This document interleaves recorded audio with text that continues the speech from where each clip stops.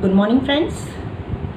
तो आज हम अपने ऑफ सीज़न में जो ये क्वेश्चन आंसर्स की सीरीज़ शुरू किए हैं मैराथन ट्रेनिंग पे, मेरे ही रनर्स जो मेरे फ्रेंड फेसबुक पे हैं, अदरवाइज़ जहाँ से मेरे पास क्वेश्चंस आते हैं मेरे व्हाट्सएप पे और फेसबुक पे, और उनके मैं आंसर्स देती हूँ और एक वीडियो तैयार हो जाता है।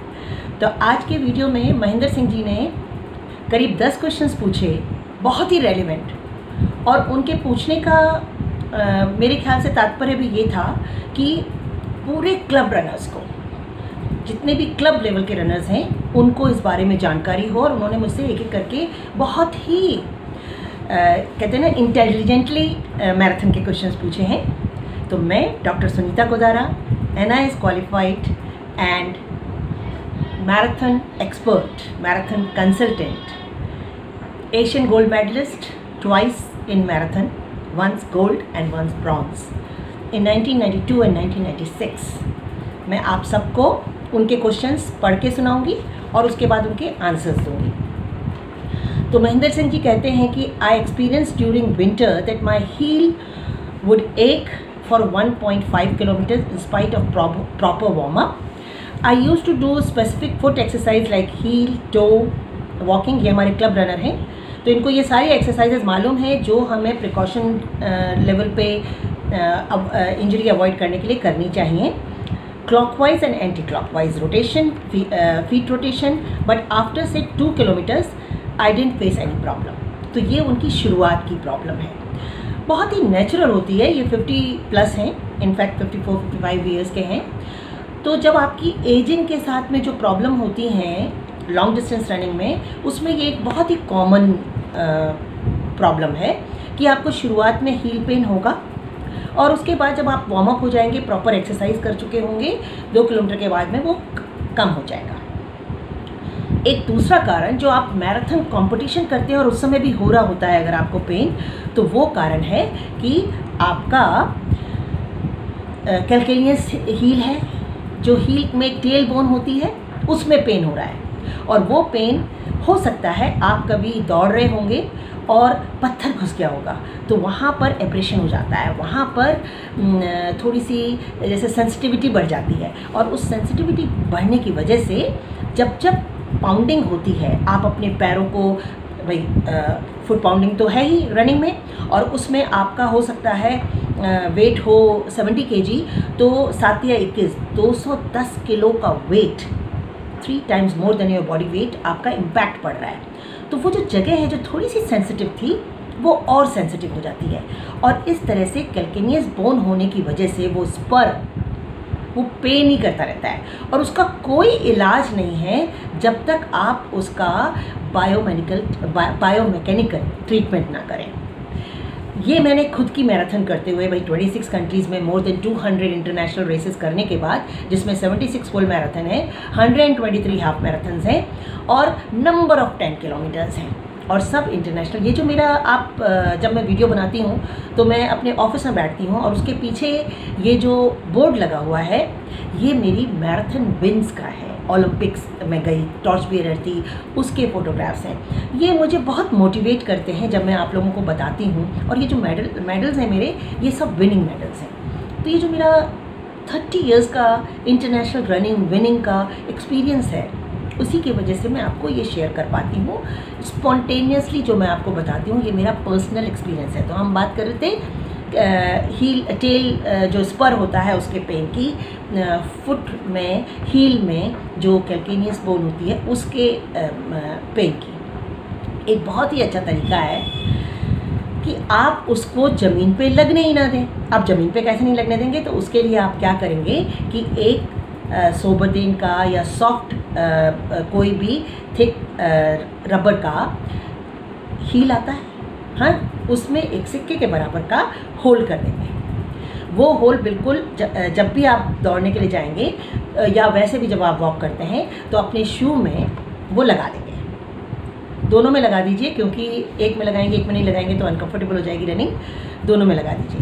मैंने ऐसे कई सालों तक रनिंग की है, जिसकी वजह से कभी भी हील में कोई पत्थर घुसा नहीं, कोई पत्थर टच नहीं हुआ, कभी भी सेंसिटिविटी हुई नहीं। जब हुई थी तब ये शुरू किया था, और ये मुझे किसी स्पोर्ट्स साइंटिस्ट ने ही बताया था। तो आजकल तो बहुत जैसे आर्च के लिए आते हैं, जब आर्च पेन हो रहा होता है, तो ऐसे ही ये जो हमारी टेल बोन होती है, स्पर होता है, जो हील में पेन होता है, बिल्कुल एड़ी का पेन जिसे कहते हैं, उसमें कि भाई हड्डी बढ़ गई है, हड्डी वड्डी कुछ नहीं बढ़ती, वो वहाँ पर सेंसिटिव हो जाता है, तो वहाँ पर आप लगा लीजिए, तो वो टच नहीं करेगा और आप अपना नॉर्मल वर्कआउट करिए। शुरू में थोड़ा बहुत दर्द होगा तो थोड़ा सा रेस्ट कर लें, और अगर फिर भी नहीं ठीक होता है तो फिर डॉक्टर के पास जाएं, क्योंकि अगर फिर भी नहीं ठीक हो रहा है तो कुछ और भी प्रॉब्लम हो सकती है, तो वो आपको मेडिकल स्पोर्ट्स डॉक्टर को दिखाना पड़ेगा। तो ये थी पहली बात। अब वो कहते हैं, महेंद्र जी कहते हैं, I completed all the half marathons. इन्होंने मैराथन रनिंग शुरू ही मेरे क्लब को ज्वाइन करने के बाद की है। I did AHL marathon, IDBI marathon, petro run, but that heel pain will reduce my overall timing in short and long distance races. तो मतलब वो हील पेन उनको मैराथन में लगता था, तो मैंने आप लोग को जो तरीका बताया वही तरीका करना है। Now days in summers I am not facing any such problem, could you enlighten me on this. तो वो अपना फ्यूचर, जैसे जब दिसंबर ख़त्म हो जाएगा, जनवरी से रेसेस शुरू होगी, तो इसलिए उन्होंने वो चिंता करी है कि फिर से तो ना हो जाए। तो आप ध्यान रखें कि जो सिक्के के बराबर का होल करके जो हील है वैसा पहनना शुरू कर दें। उसके बाद है Skechers club has budding elite hobby and health enthusiast runners and they come from all walks of life. My simple question is, how do you manage them as they all want to excel in their respective categories without compromising their personal growth, and you also as a champion, what do you say? तो बहुत ही बढ़िया question है। कैसे मेरे जो 100 runners 80 runners आते हैं, सबकी डिफरेंट कैपेसिटी होती है, डिफरेंट फिटनेस लेवल होता है, कई बार तो डिफरेंट डिस्टेंस भी होता है। कोई 5K के हैं, कोई 10K के हैं, कोई मैराथन रनर्स हैं, और हाफ मैराथन रनर्स है, कोई फुल मैराथन रनर्स है। तो मैं कैसे मैनेज करती हूँ?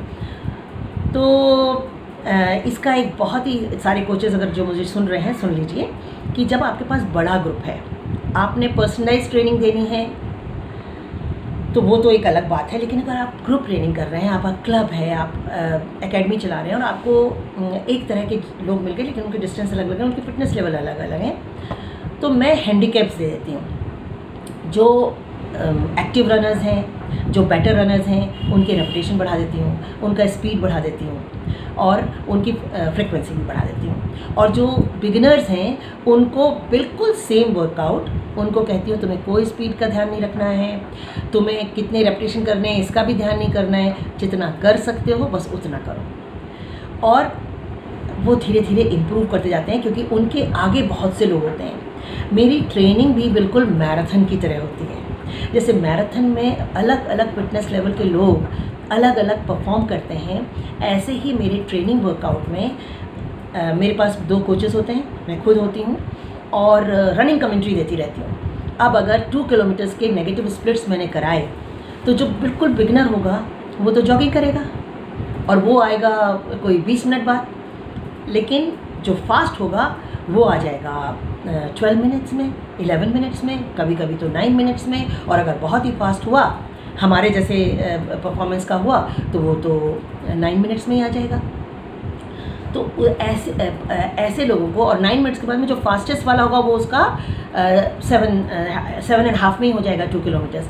तो ऐसे लोगों को हम कहते हैं कि आपको 2 रेपिटेशन एक्स्ट्रा लगाने हैं, और जो हमारा कूल डाउन सेशन है उसको लंबा कर देते हैं।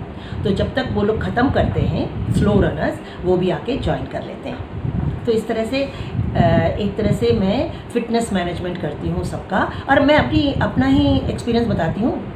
मैंने अपनी रनिंग, मैराथन रनिंग आर्मी वालों के साथ भी की है। तो मैं उनके साथ तो नहीं दौड़ सकती थी, वो नेशनल लेवल के चैम्पियंस हैं, तो मैं उनके पीछे पीछे लगी रहती थी। ठीक है, तो उससे क्या होता था, मेरे को मोटिवेशन रहता था कि मेरे आगे 10-15 दौड़ रहे हैं।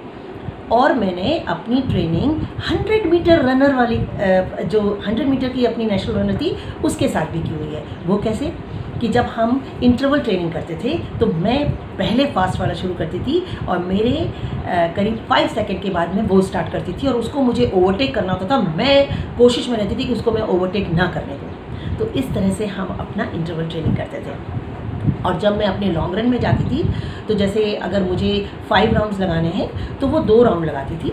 और जब हम स्पीड वर्क करते थे तो बीच बीच में एक एक स्पीड वर्क का गैप दे देते थे, मतलब उनको रेस्ट ज़्यादा मिलता था।